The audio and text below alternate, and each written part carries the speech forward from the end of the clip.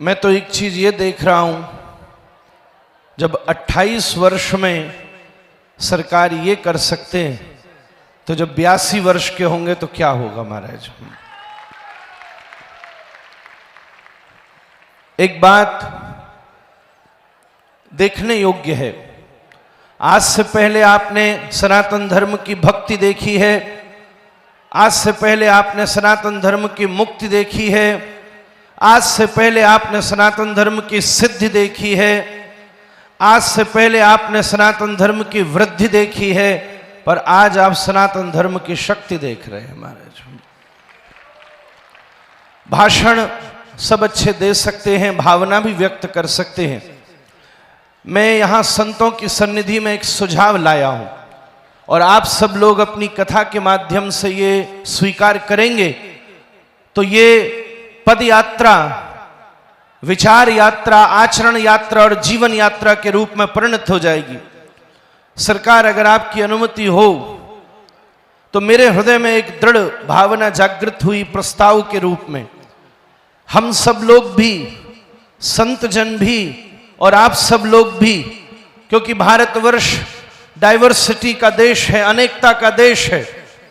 हर 200 kilometre में भाषा बदलती है, पहनावा बदलता है, यहां रहन सहन बदलता है, खान पान बदलता है।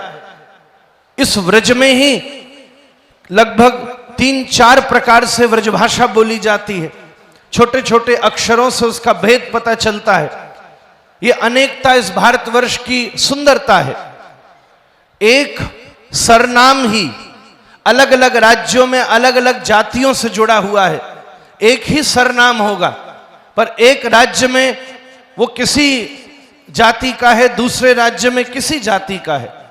ये सब भेद किसी भी कारण से इतिहास में पैदा हुए हैं, पर अब जोड़ने के लिए एक बहुत उत्कट कार्य हो सकता है। हम सब लोग अपने जब नाम का प्रयोग करते हैं, अपने नाम के प्रारंभ में बड़े बड़े आचार्य और बड़ी बड़ी उपाधियों से अपने नाम को प्रयुक्त करते हैं, अच्छी बात है। अपने मुख्य नाम का भी प्रयोग करते हैं जो बड़ों से, गुरु से और माता पिता से मिला, अच्छी बात है। अपने उपनाम, सरनाम, शर्मा, गुप्ता, वर्मा, इस सब का प्रयोग करते हैं जो हमारे कुल कुटुंब और परिवार का परिचय देता है। मैं आप सभी संतों के सानिध्य में इस पद यात्रा को विचार यात्रा में परिवर्तित करने के लिए केवल एक विनती करता हूं, आज के बाद अपनी नाम के पहले की उपाधियों के साथ, नाम के साथ और नाम के बाद हमारे सरनेम के बाद हिंदू शब्द का प्रयोग कीजिए। जब आपका मुख्य नाम प्रयोग हो तो उसके अंत में हिंदू शब्द का प्रयोग कीजिए। जैसे मुझे स्वयं को आज के बाद पुंडरी गोस्वामी हिंदू शब्द का प्रयोग करना चाहिए। वो एक शब्द आज के बाद परम पूज्य बागेश्वर सरकार श्री धीरेन्द्र कृष्ण शास्त्री जी महाराज हिंदू, जब इस शब्द का प्रयोग होगा, श्री देवकी नंदन ठाकुर जी महाराज हिंदू, तो जो ये शर्मा, वर्मा, नाम, उपाधि, वेश, खान पान, राज्य, इन सब का जो भेद है, कम से कम हिंदू कहते ही वो सब इकट्ठे हो जाएंगे। जब हम कहते हैं वर्मा इकट्ठे हो तो वर्मा इकट्ठे होते हैं, ब्राह्मण इकट्ठे हो तो ब्राह्मण इकट्ठे होते हैं, हम कहते हैं छत्तीसगढ़िया इकट्ठे हो वो इकट्ठे होते हैं, व्रजवासी इकट्ठे हो तो व्रजवासी इकट्ठे होते हैं, आचार्य, मंडलेश्वर, महामंडलेश्वर, वैष्णवाचार्य, सन्यासी, ब्रह्मचारी, गृहस्थी, वैदिक, पुराणिक, शास्त्री, आचार्य, इतने भेदों में बटी हुई व्यवस्था किसी दिन फिर से जब पद यात्रा निकले और बागेश्वर सरकार और संतावाहन करें, आज केवल शर्मा, वर्मा, गुप्ता, केवल गायत्री, केवल गंगा जमुना ही नहीं बल्कि आज हिंदू इकट्ठे हो तो पूरे ब्रह्मांड में विद्यमान हिंदू उपस्थित हो जाए।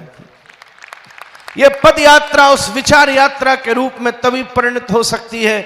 और मैं स्वयं आज से इस मंच से ये प्रयास करूंगा कि मैं और मेरे संपूर्ण परिवार, यहां तक कि मेरे स्वयं के जितने दीक्षित लोग हैं, कोई न कोई हर दीक्षा में रामानंदी, कहीं न कहीं अनुरागी, कहीं न कहीं प्रेम मार्गी, भिन्न भिन्न उपाधियों का प्रयोग करता है, कहीं रामानुजदास शब्द का प्रयोग होता है। इन सब उपाधियों के पश्चात मैं संपूर्ण इस चैतन्य संप्रदाय से जुड़े, मनमाध्य गौड़ीय वैष्णव पीठ से जुड़े हमारे फूलडोल बाबा बैठे हैं और सभी संत बैठे हैं। कम से कम मेरी आचार्य पीठ की भावना जिसके प्रति हो, वो अपने नाम, अपने दास भाव, अपनी संपूर्ण उपाधियों के बाद हिंदू शब्द का प्रयोग करे, तब एकता इस रूप में विराजित होगी। नाम से एकता शुरू होगी तो विचार में एकता आएगी, विचार में एकता आएगी तो कर्म में एकता आएगी, कर्म में एकता आएगी तो पूरे हिंदू राष्ट्र में एकता स्थापित हो सकती है। इसी भावना के साथ मैं पहले भी बोल चुका हूं, ये वृंदावन अत्यंत आनंद का अनुभव कर रहा है। वृंदावन को महत्व मिला है। ये राजनैतिक यात्रा नहीं है। भगवान को पीठ दिखा करके बहुत लोग निकले हैं, पर राजपीठ को भी पीठ दिखा करके अपने हृदय को सरकार ने वृंदावनवासी राधा रमण लाल और बांके बिहारी की तरफ आगे बढ़ाया है। ये राजपीठ से धर्मपीठ की यात्रा है, जहां धर्मपीठ के महापुरुष मंच के ऊपर बैठकर सनातन का परचम लहरा रहे हैं, एकता का संदेश दे रहे हैं। आप सभी को प्रणाम। ये यात्रा कहीं भी जाए, चाहे कश्मीर जाए, मृदुल भैया ने कहा मध्य प्रदेश जाए, झारखंड जाए, वृंदावन जाए, कहीं भी जाए, हम अत्यंत उत्साहित हैं। इस बार कुछ देर बाद में आए, उसके लिए हम क्षमा प्रार्थी हैं। और मैं आपसे सत्य बात कहूं, मुझे यहां विरोधाभास हो रहा है। ऊर्ध्वमूलमतः शाखम अश्वत्थम प्राहुरव्ययम, जैसे गीता का 15वें अध्याय का श्लोक कहता है, ऐसा प्रतीत हो रहा है कि मंच पर जनता बैठी है और सामने मंच लगा हुआ है। महाराज, सनातन धर्म नहीं है, सनातन धर्म का मंच सामने बैठा है। सच बात बोलूं, मैंने कल सरकार से कहा था, हम सब तो फ्रेम हैं, पर ये सामने कील लगी हैं जिनमें ये फ्रेम टंगा करते हैं। महाराज, अगर कील ही नहीं होंगी तो उन फ्रेमों का क्या करोगे? कहीं ना कहीं कोने में पड़ी रहेगी। आपके आवाहन से जो आप सब लोगों ने तपस्या की है, उसका प्रसाद जरूर मिलेगा। ये देश वो है जहां किसी दिन मथुरा जन्म स्थान, अयोध्या, काशी और ब्रज वृंदावन ब्रज के संपूर्ण तीर्थ पुनः विकसित होकर यमुना जी पवित्र होंगी और चारों तरफ हिंदू की जय जयकार होगी। आप सभी संतों को और सामने आए पद यात्रियों को, परिक्रमार्थियों को, सनातन की परिक्रमार्थियों को मैं प्रणाम करके अपनी वाणी का विश्राम करता हूं। धन्यवाद। श्री बागेश्वर बांके बिहारी मिलन यात्रा जो 7 नवंबर को दिल्ली कि एक सिद्ध पीठ से, मां कात्यायनी की पीठ से प्रारंभ हुई, आज पद यात्रा के रूप में संपूर्ण हो रही है। ये यात्रा वस्तुतः एक नया इतिहास लिखने की यात्रा है। ये यात्रा एक नया विश्वास जगाने की यात्रा है। ये यात्रा एक नया प्रकाश फिर से प्रकट करने की यात्रा है, जो कहीं ना कहीं बादलों में कुछ लुप्त सा हो गया था, ढक सा गया था। भगवान कृष्ण ने अर्जुन को उपदेश देते हुए कहा कुरुक्षेत्र की धर्मधरा पर कि पार्थ, मैं कोई नया उपदेश तुझे नहीं दे रहा, यह योग तो सूर्य से प्रारंभ है, सूर्य को दिया था। हाँ, बीच में कुछ काल ऐसा आ गया था जब यह योग कुछ नष्ट प्राय हो गया था। और हम सब भी देख रहे हैं कि एक ऐसा काल जहां कहीं तुष्टीकरण की नीतियों के बादल, कहीं तथाकथित धर्म निरपेक्षतावाद के बादल हमारी भारतीयता के, हमारी सनातन दिव्यताओं के सूर्य के आगे बिल्कुल एक आच्छादन सा बन गए थे।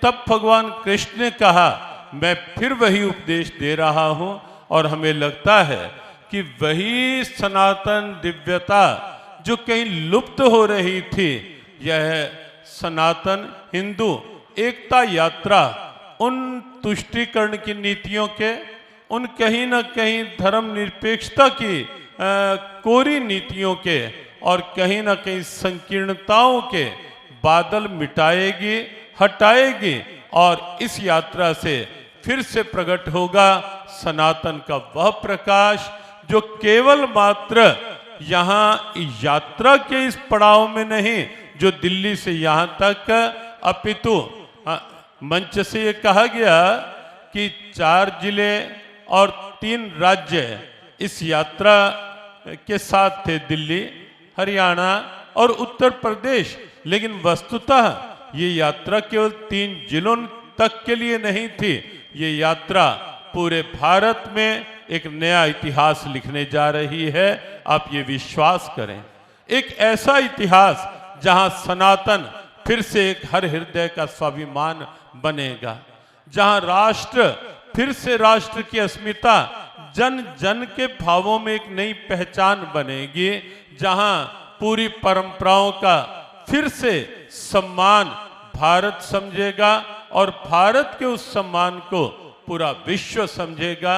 ये यात्रा उस प्रकार का एक नया अध्याय, एक नया इतिहास लिखेगी, ऐसा निश्चित और निस्संदेह हम सबको विश्वास है।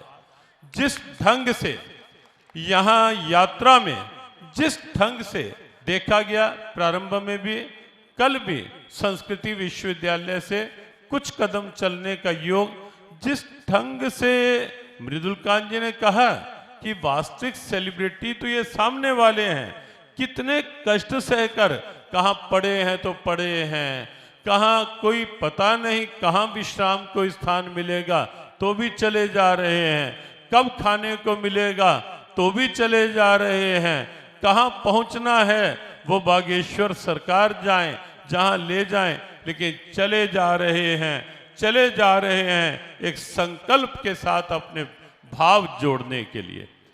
इतनी सी बात कह करके कि नित्य प्रति पूज्य धीरेन्द्र कृष्ण शास्त्री जी ने नित्य प्रति आप सबसे संकल्प करवाए, लेकिन अब ये अवसर है ये संकल्प करने का कि जो संकल्प नित्य प्रति यात्राओं के माध्यम से हुए हैं, हम यात्रा की पदयात्रा के रूप में पूर्णता हो रही है, लेकिन उन संकल्पों की पूर्णता के लिए हम जहां होंगे, जिस क्षेत्र में होंगे, उन संकल्पों की पूर्णता का काम हम निश्चित रूप से करते रहेंगे।